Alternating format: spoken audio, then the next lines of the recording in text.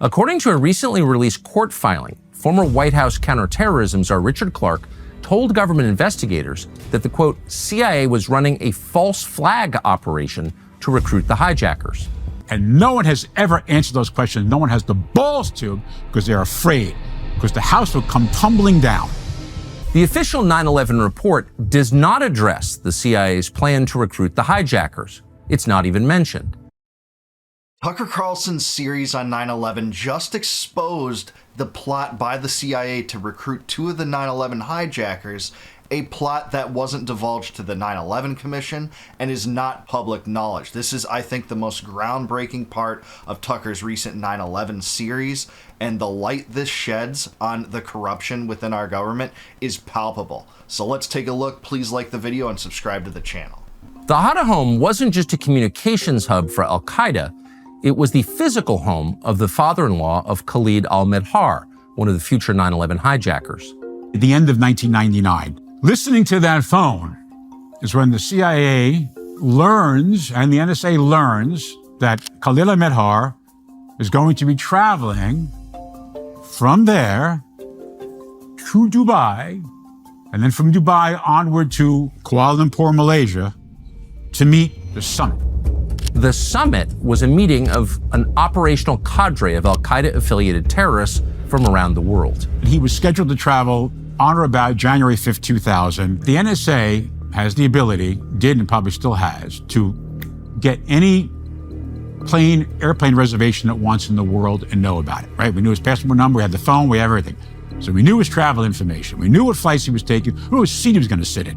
The CIA arranges for when he gets to Dubai to be secondary, okay? Not fully questioned, but, you know, talk to him a little bit. And then he goes to his hotel room, and they arrange to search his room and go in.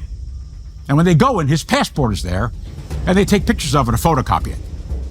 And they send back the imagery. And lo and behold, in his passport is a visa to go to the United States of America. So the CIA was tracking Khalid al-Midhar, one of the 19 hijackers in 9/11, but the FBI never knew about this until August of 2001. And this is Mark Rossini. He's a former FBI agent, the guy that Tucker's interviewing here. And it's clear, and it will become clear, why the CIA didn't inform the FBI as to why not just Khalid al-Midhar, but Nawaf al-Hazmi, another 9/11 hijacker, came to the United States shortly. That will be clear to you as to why this was hidden and why this was swept under the rug out of the vision of the 9/11 Commission members as well. Issued out of the American consulate in Jeddah, Saudi Arabia. According to one recently released court filings, quote, the visas were issued to facilitate an operation run by the Saudis and the CIA spying operation. The station chief in Riyadh at the time was future CIA Director John Brennan. The CIA continued tracking al-Midhar to Kuala Lumpur, where he met up with other al-Qaeda associates, including Nawaf al-Hazmi, a second future 9/11 hijacker. He lands in Kuala Lumpur. They entrust the Malaysia Special Branch police to surveil this terror summit in this park in Kuala Lumpur. And so much so to tail them and to surveil them, etc. And that information ends up in a communication from Kuala Lumpur Station CIA to CIA headquarters, to Alex Station, to the computer screen of me and Special Agent Doug Miller of Washington Field Office FBI. You have this cable that lays out the meeting in Kuala Lumpur, the photocopying of his passport in Dubai, and the learning of the visa to go to the United States of America. Doug Miller gets up from his cubicle of power, comes over to my cubicle of power and says, hey, we got to tell the FBI about this. I said, Doug, you're damn right. He goes, I'll write up the CIR. What is a CIR? A CIR is what is a Central Intelligence Report. Doug writes it, he sends it to me. I approve it, and it goes to the desk of Michael Ann Casey, the CIA officer, analyst. And it sits in her queue, her electronic queue, and it doesn't move for like a day or two. It should move in a fucking few hours.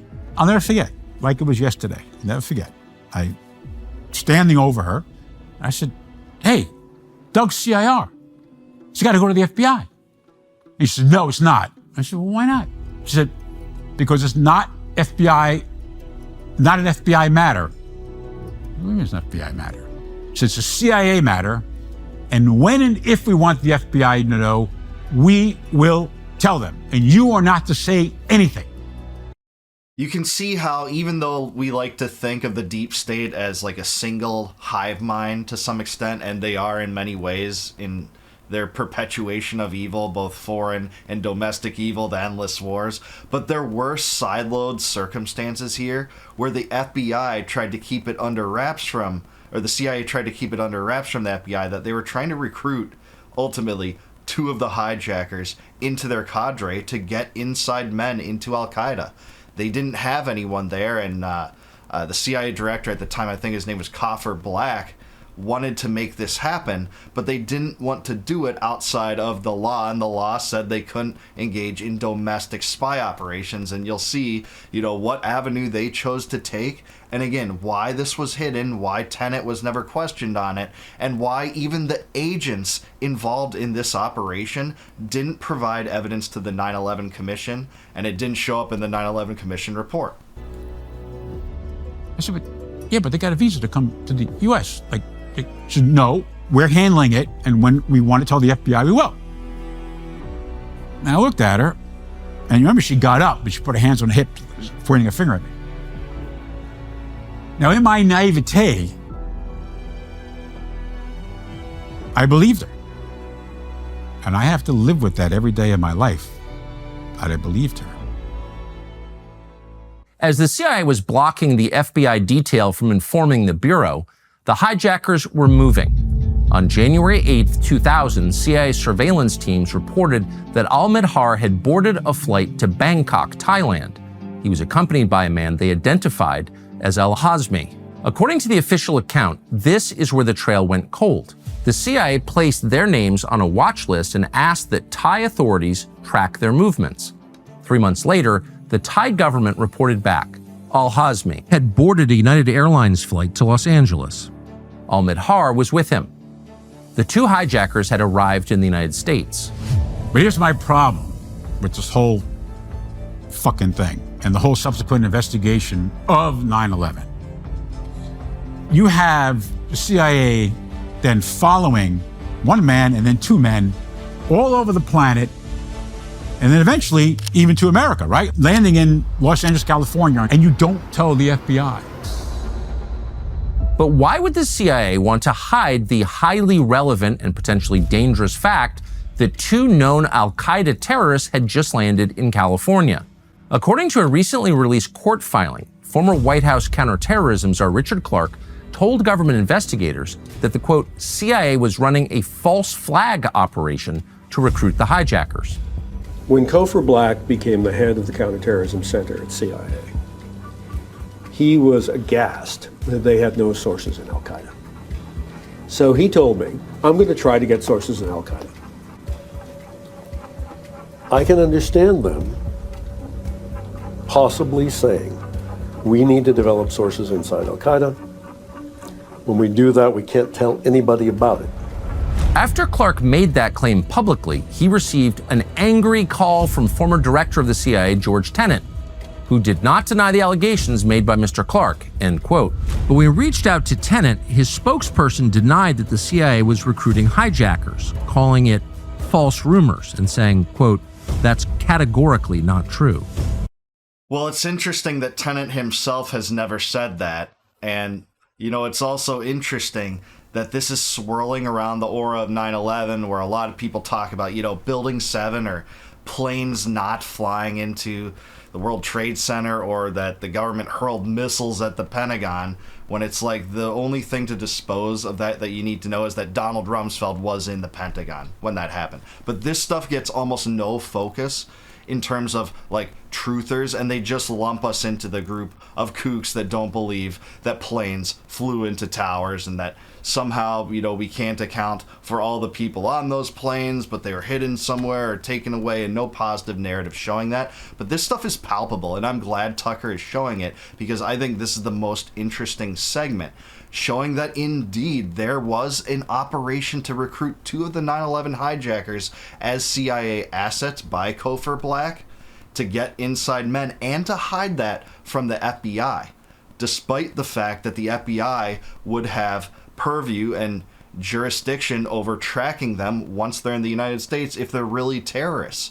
But they weren't sharing this information with each other to hide the fact that they were trying to recruit these people. And you'll see the method they used in a second, and it's totally implausible to believe the government narrative on it. He also recalled that the executive director of the 9/11 Commission, Philip Zelikow, blocked the commission's investigation into the matter at the behest of Condoleezza Rice. CIA had this delusional grand plan. So the CIA, with their information that they had from listening to the Hatta House and their own psychological analysis of everybody in that team, they figured the best way is maybe to recruit somebody who came over from Malaysia. Khalil Midhar and Nawaf al-Hazmi. We kept the FBI at bay because we told Mark Rossini and Doug Miller to shut the fuck up. So let's just try to get inside there. And that's what went wrong. That was the grand lie, the grand risk, the grand delusion. You had a duty to protect Americans, and you failed because of your fucking fantastical delusion that you could recruit somebody inside the cell. The official 9/11 report does not address the CIA's plan to recruit the hijackers. It's not even mentioned. It's possible this is because the CIA blocked 9/11 Commission investigators from talking to the agents who participated in the plot. Amazingly, the CIA's director of operations kept the CIA operative attempting to recruit the hijackers, referred to as VVV in the documents, away from the Commission's investigators. The consequence of this? The Commission's explanation for this story is that the CIA made an honest mistake. The actual language in the report says the CIA played, quote, zone defense, and the FBI had a man-to-man approach to counterterrorism. The difference in strategies is why the CIA didn't tell the FBI that terrorists had arrived on American soil. Incredibly, the Commission investigators didn't ask the CIA director at the time, George Tenet, about the summit in Kuala Lumpur, or why the CIA had blocked the FBI from being warned. It wasn't the story they wanted. And that is the crux of the matter, and that is the truth, and no one has ever answered those questions. No one has the balls to, because they're afraid, because the house will come tumbling down. So these 2 9/11 hijackers, Nawaf al-Hazmi and Khalid al-Midhar, were tracked by the CIA. They knew they were al-Qaeda members, tracking them throughout the world. They had connections to the Nairobi cell, connections to the bombings of the embassies in Kenya and Tanzania in 1998, al-Qaeda operations, which al-Qaeda boasted about. And you had them come to the United States and live here for over a year unmolested because they wanted to recruit them into the CIA as assets to provide information from the inside of al-Qaeda. That's why. But guess what that decision cost Americans? It cost thousands of lives lost on 9/11. You had a wave of terror facing inwardly, domestically, in the form of the DHS, the Pentagon, the TSA, the Patriot Act, expansion of the surveillance state in the NSA prison program that Snowden later exposed. You had 5 million total deaths in the war on terror. You had thousands of U.S. troops die in fruitless and costly wars in Afghanistan and Iraq, 20-plus year occupations in each. Where in Afghanistan you spent, billions of dollars over 20 years over several presidents to replace the Taliban with the Taliban, and none of that is to mention all the PST that soldiers have had coming back from it, PTSD, and some of them offing themselves over this. That's what that mistake cost. But it wasn't even a mistake. It was a deliberate action on the CIA. That's why they can't come clean on it. I'm glad Mark Rossini is telling the truth about it, and Tucker's finally covering it. So how exactly did the CIA try to recruit the 9/11 hijackers? Well, one amazing thing about their arrival is that they didn't try to hide. The hijackers used their real names while in the United States. They operated in plain daylight. Al-Hazmi and Al-Midhar lived in San Diego for more than a year before the attacks. They lived openly. In fact, they were so open that Hazmi's name, address, and a home phone number were listed in the San Diego phone book. When they arrived, the hijackers encountered a Saudi intel operative called Omar al-Bayoumi. They met at a restaurant outside of Los Angeles. The CIA utilized the Saudis in the form of Omar al-Bayoumi to spy for them and to gather intelligence. Before 9/11, the CIA was forbidden from engaging in domestic spying. They used the Saudi intelligence as a workaround. We'll rely upon the Saudi GID, General Intelligence Directorate, their version of the CIA, via Prince Bandar, via their man, Omar al-Bayoumi, to keep us informed as to the activity of these terrorists. Bayoumi's notebook, which was uncovered when British law enforcement raided his home in the UK, contained a drawing of an airplane and mathematical calculations related to flying it. The 9/11 Commission investigators never saw this. At the time, al-Bayoumi had a no-show job at a Saudi aviation contractor called Avco. The company's employees say he was one of roughly 50 ghost employees working there at the time, taking the paycheck but never coming to work.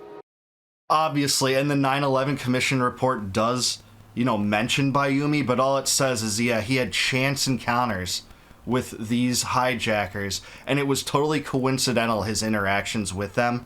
Despite being this Saudi intelligence asset, they eventually admitted that in various documents that came later. But the 9/11 Commission report just tells total falsities about this compared to the information that's come out since then. According to declassified government documents, an investigator from the 9/11 Commission said al-Bayoumi was receiving substantial sums of money from the Saudi embassy in Washington prior to the 9/11 attacks, that the money was being funneled from accounts at Riggs Bank in Georgetown, belonging to Haifa bin Faisal, the wife of the Saudi ambassador to the United States.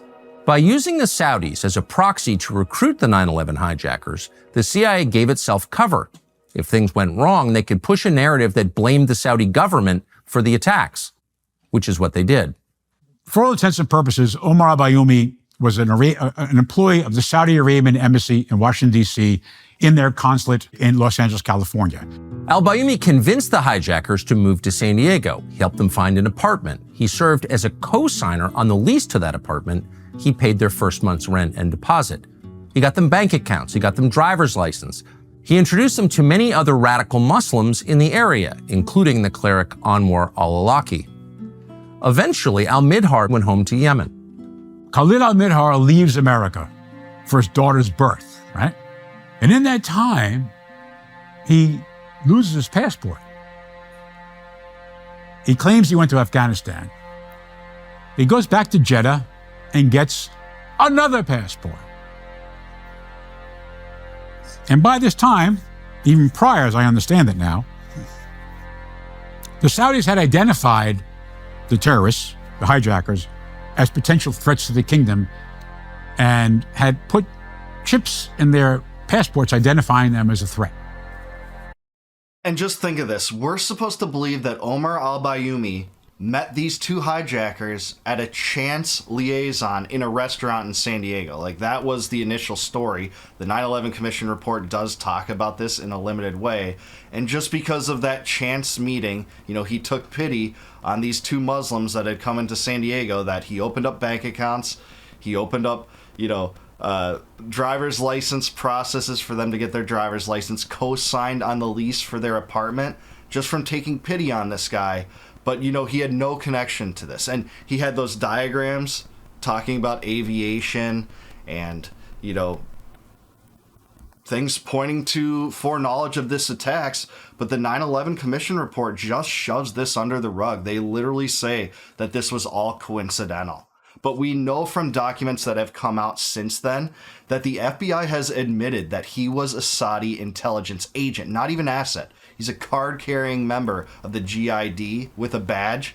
And according to an FBI report that was declassified in 2022, it states that, this is the FBI saying this, by the way, there is a 50-50 chance al-Bayoumi had advanced knowledge of the 9/11 attacks that were to occur. And according to previously classified information about Bayoumi, the FBI suspected and believed that he was an agent of the Saudi government prior to this. So this was the game, man. This is the truth. And so few in terms of the percentage of the American populace even knows about it. But we're just supposed to shut our mouths, believe that there's no, Saudi connection whatsoever. By the way, that's why they redacted so many pages of the 9/11 report for so many years until that finally came out after prodding. But this is one of the most vile and heinous things that, we do have information on, but almost no one's talking about right now. Al-Midhar comes back to the United States, I believe it was on July 4th, 2001. He's allowed back in, not stopped, not questioned. So here's a guy that the CIA knew came to America, had been at this terrorist summit meeting in Malaysia in January 2000. He's allowed to leave and come back. Midhar was able to exit and enter the country at will because he was issued a multi-visit U.S. visa. According to a summary of an interview with an FBI agent from Alex Station, quote, Al-Hamzi and al-Midhar obtained their visas to enter the United States at the American consulate in Jeddah, Saudi Arabia. All told, the vast majority of the 9/11 hijackers had their visas issued at that consulate in Jeddah, Saudi Arabia. But that's, by the way, just a coincidence too, right? That the CIA was working through Saudi Arabia to recruit some of the hijackers, but almost all of them happened to get their visas from this same consulate in Jeddah, Saudi Arabia. That's another angle to this story that, hey, man, we're just not supposed to ask any questions about it. And Saudi Arabia is our ally, right? We're in a prolonged blockade and starvation crusade in Yemen because of the Saudis, because that they wanted to stick it to the Shiites in Yemen and Iran, and the U.S. decided to placate them by being involved in this starvation blockade that's cost 500,000 lives so far, with children dying of malaria and things like that. That's the truth. At the time, John Brennan was running the CIA station there. Just a few days before al-Midhar re-entered the country at JFK Airport in New York, the FBI and the CIA held a joint meeting in New York City to discuss the bombing of the USS Cole, which al-Midhar was involved in. And killed 17 soldiers on the USS Cole. An FBI agent was shown a photograph of al-Midhar taken at the summit in Kuala Lumpur. The agent asked the CIA who this man was, but the CIA once again refused to tell them. It wasn't until August of 2001 that the CIA finally alerted the FBI. And of course, by then, it was too late. Just think about that. Even after the terrorist attack on the USS Cole, if you remember that was in 2000, a precursor to the 9/11 attacks, also an Al-Qaeda attack, Khalid al-Midhar was involved in it. But the CIA still wouldn't tell the FBI who he was, despite knowing his role in Al-Qaeda, despite knowing about his presence in the summit and as part of the Nairobi cell. It's just, revealing some of the most evil and despotic things about the dark nature of the deep state. It's not just Mark Rossini who testifies to this. Another anonymous FBI agent told investigators that, quote, she believed the CIA's operation may have spun out of control, and that they, the CIA, came to the FBI with limited information in an attempt to locate the hijackers without revealing the true nature or extent of their operation against al-Qaeda, end quote. This is the failure of the 9/11 Commission and every other fucking commission that ever existed after that. But if the CIA was grooming the hijackers as sources, the FBI failed too. When al-Hazmi and al-Midhar were in California, they lived for a period in the home of an FBI informant called Abdus Sattar. And yet somehow the FBI never learned about this. Yeah, don't take some of my comments wrong from this video. The FBI totally failed us too if we believe that the FBI's role was actually to protect Americans, but it's really not.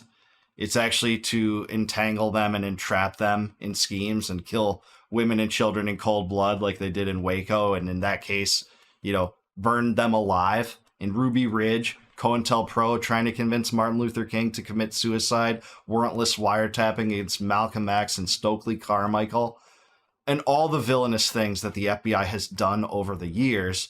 They face culpability too. They had this informant living with them, and they never got the information that the 9/11 attacks were going to happen. There were failings all around if, again, you thought that the CIA and the FBI was out to protect you, but instead, what they tried to do was get inside men in Al-Qaeda and refused to tell the FBI about that, risking these hijackers' behavior in the United States unfolding into an actual terrorist plot. And that's what happened on 9/11. That's why we faced everything to come after 9/11 that's been so harmful to our civil liberties, that's been so harmful to our foreign policy, which you can't even really call foreign policy. It's just bomb first and ask questions later, wage a proxy war over here, bomb this country over there, occupy this country for 20 years. That's what we've gotten from this. And I think this subject is so important. It's the most important thing about the 9/11 attacks that isn't being widely talked about, disseminated, disclosed. I'm so glad that Tucker focused his first episode on this. I think it's the best clip from this entire series that I've seen so far. It's absolutely worthy of attention, especially in comparison to some of the nutty stuff that, the people out there will just lump everyone as being kooks if they believe in it. But this stuff is tangible, it's palpable, it's backed up by government documents, including FBI documents, revealing the true nature of this.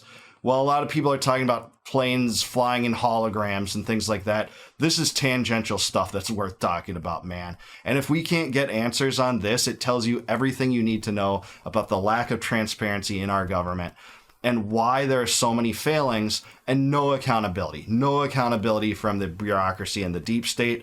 If we lived in a true virtuous country, this revelation alone would end the CIA and would end the FBI. And that's exactly what I think needs to happen. So let me know what your thoughts are down below. Have you seen Tucker's series on this? Do you think this is maybe the most interesting angle of the whole series and the whole campaign to scrub the truth about 9/11 down the rug?